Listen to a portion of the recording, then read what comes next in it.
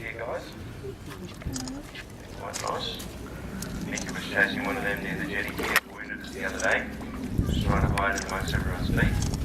She couldn't get in close enough to get hold of it. The pelican comes scooting in, gobbled it up. Stole her fish she worked so hard for.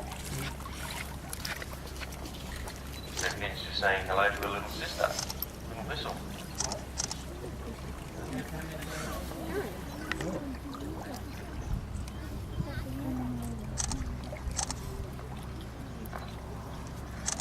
So we do have another dolphin here that comes in as part of the program park. It's not unusual to see her here with the whole family. She's got 4 grand dolphins. She comes in with her 2 sons, her 2 daughters and the 4 grand dolphins. So hopefully over the course of the morning we may be joined by some of that family. We also have Surprise, and she's part of the program along with her daughter Shock. She's got quite a few young males